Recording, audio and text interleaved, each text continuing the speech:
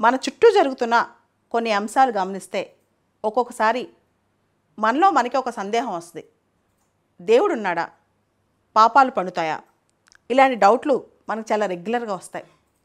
ముఖ్యంగా మక్కాకి వెళ్ళినప్పుడు చాలామంది ఆ ప్రయాణంలో తొక్కిసలాట జరిగి అక్కడ గుంపుగా ఉండి ఒకళ్ళ మీద ఒకళ్ళు పడి చనిపోతుంటారు.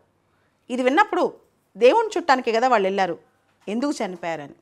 తమిళనాడులో నాగపట్నం జిల్లాలో వెళంకిని అని ఒక ప్లేస్ ఉంది.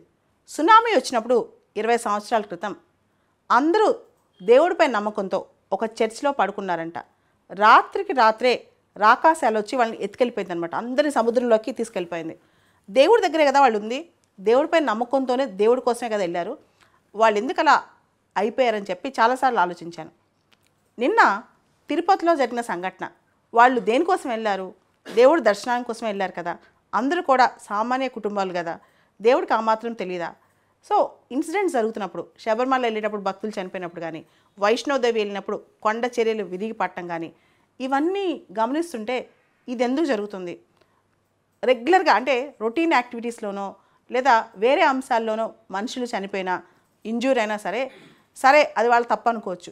కానీ ప్రత్యేకంగా దేవుడి కోసం వెళ్ళినప్పుడు, దేవుడి దర్శనానికి వెళ్ళినప్పుడు, అది ఏ దేవుడైనా కావచ్చు, అది హిందువుల దేవుడైనా కావచ్చు, ఇస్లాం మతానికి చెందిన దేవుడైనా కావచ్చు, క్రిస్టియానిటీకి సంబంధించిన దేవుడైనా కావచ్చు, ఎవరైనా కావచ్చు, దేవుడి కోసం మనిషి వెళ్ళినప్పుడు, దర్శనం చేసుకోవడానికి వెళ్ళినప్పుడు ఎందుకు ఇలా జరుగుతుంది? ఈ ప్రశ్న జనరల్గా మనందరికీ వస్తూ ఉంటుంది. అంతేకాదు, మనం చాలామంది పాపాలు చేసేవాళ్ళని చూస్తాం, చాలా తప్పులు చేసేవాళ్ళని చూస్తాం.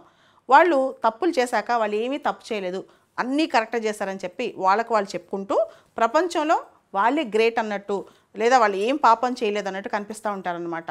అంటే మేము చాలా ప్యూర్ పర్ఫెక్ట్, మేమేమీ పాపం చేయలేదని మనం ఎదురు చూస్తూ ఉంటాం. వీళ్ళు ఎంత పెద్ద తప్పు చేశారు కదా, సంవత్సరాలు గడుస్తున్నాయి, ఖచ్చితంగా వీళ్ళకి ఏదో ఒక పనిష్మెంట్ వస్తుంది కదా, కర్మఫలం ఖచ్చితంగా అనుభవించాలి కదా, చేసిన తప్పుకి ఫలితం ఉంటుంది కదా, పాపం చేసినట్టు పాపం ఎలా ఉంటుందో పుణ్యం చేసినట్టు పుణ్యం అలా వస్తుంది కదా అంటే మనం చూస్తూ ఉంటాం. ప్రపంచం ఎప్పటికైనా ఈ విషయం వాళ్ళ కోసం రెస్పాండ్ అవుద్దా, తప్పు చేసిన వాళ్ళని పనిష్ చేస్తా అని.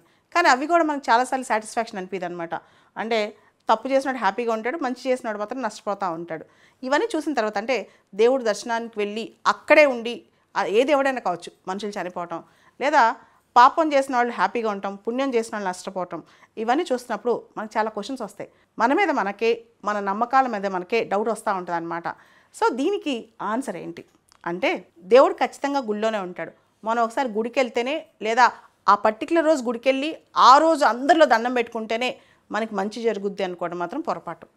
అక్కడ అలా అదే విధంగా, అంటే నాకు ఇలానే కావాలి, ఇదే విధంగా కావాలి, అక్కడే కావాలి, ఆ ప్లేస్లోనే కావాలి, ఈ పట్టుదల అవసరం లేదనమాట. దేవుడు అనేవాడు నిజంగా ఉంటే ఎక్కడైనా ఉంటాడు. గాల్లో ఉంటాడు, నీళ్ళలో ఉంటాడు, మనుషుల్లో ఉంటాడు, ఆకుల్లో ఉంటాడు, చెట్లలో ఉంటాడు, మన మనసులో కూడా ఉంటాడు. మనం అదే ప్లేస్కి వెళ్ళి దండం పెట్టుకున్నంత మాత్రాన దేవుడు మనకు మంచి చేస్తాడు అనుకోవడం, అదే రోజు ఆ పర్టికులర్ పవిత్రమైన రోజు మాత్రమే మనం వెళ్ళిపోయి ఇరకాటంలో అంతమంది ఇరుకులో అదే దేవాలయానికి, అది కూడా అంటే లక్షల మంది వచ్చే గుడికి మాత్రమే వెళ్ళాలి, లేదా లక్షల మంది వెళ్ళే మసీదుకి మాత్రమే వెళ్ళాలి, అది మాత్రమే పవిత్ర స్థలం, ఇలాంటి సెంటిమెంట్స్ మనుషులు పెట్టుకోవడం వల్లే మనుషులు నష్టానికి గురవుతున్నారు. అదేవిధంగా పాపం పుణ్యం కాన్సెప్ట్స్లో పాపం చేసినప్పుడు పాపం తగిలిద్ది, పుణ్యం చేసినప్పుడు పుణ్యం జరిగిద్ది. ఇది ఈ కాలంలో మనం గమనిస్తే కనుక చాలా సందర్భాల్లో పాపం చేసిన వాళ్ళు, తప్పులు చేసేవాళ్ళు యాక్టివ్గా కనిపిస్తుంటారు, సమాజంలో వాళ్ళు చాలా గొప్పగా కనిపిస్తుంటారు. పుణ్యాలు చేసేవాళ్ళు సమాజంలో కనుమరుగైపోతుంటారు. అయినంత మాత్రాన మనం మంచి చేయకూడదు, చెడు చేయాలని కాదు అక్కడ అర్థం. ఖచ్చితంగా దేవుడు ఉన్నాడా లేదా, దేవుడు పనిష్ చేస్తాడా లేదా అన్నీ పక్కన పెడితే, ప్రతి మనిషికి అంతరాత్మలో గాడ్ ఉంటాడు. మన హార్ట్లో మన కాన్సెన్స్ ఒక గాడ్ అనమాట. కాన్సెన్స్ మనకు చెప్తా ఉంటుంది మనం చేసింది రైటా రాంగా. మనం 10 సంవత్సరాల క్రితం తప్పు చేసి ఉండొచ్చు, 20 సంవత్సరాల క్రితం తప్పు చేసి ఉండొచ్చు, లేదా చిన్నప్పుడే తప్పు చేసి ఉండొచ్చు.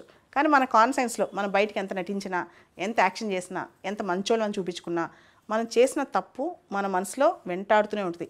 మనం మర్చిపోయినట్టు మనం ఫీల్ అవుతాం, మనం తప్పు చేయలేదని ఫీల్ అవుతాం.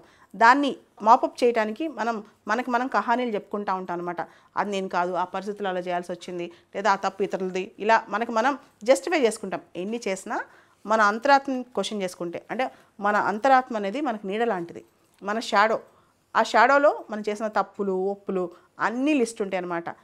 కనీసం మనం చనిపోయే రోజు లాస్ట్ డే ఉంటుంది కదా, లాస్ట్ ఊపిరి పిలిచే రోజు, ఆ క్షణమైనా కళ్ళు మూసుకుంటే మనం చేసిన తప్పులన్నీ రీల్లా తిరుగుతాయి అన్నమాట. ఆ ఒక్క క్షణం చాలు మన పాపాలు పండి అని చెప్పుకోవడానికి. కాబట్టి ఎవరు కూడా దేవుడు ఉన్నాడా లేడా, ఉంటే ఇంతమంది ఎందుకు చనిపోయారు, లేదా పాపం పుణ్యం ఉన్నాయా లేదా, పాపులు అంటే ఎవరైతే తప్పులు చేస్తారో వాళ్ళకి పనిష్మెంట్స్ రావట్లేదు, ఇలా ఆలోచించకుండా ఖచ్చితంగా ఎప్పటికైనా sun rises in the east, సూర్యుడు తూర్పునే ఉదయిస్తాడు అనేది ఎంత ఇంపార్టెంటో ఎంత ఫ్యాక్టో, అంతే విధంగా సత్యమే గెలుచుద్ది, ధర్మమే గెలుచుద్ది, కర్మ అంటే మనం చేసే యాక్షన్ అనేది ఖచ్చితంగా ఎప్పటికైనా దాని ఫలితం మన చేతిలోనే ఉంటుంది. మనం దాన్ని మన మనసులో అయినా చూస్తాం, అనుభవిస్తాం అనమాట.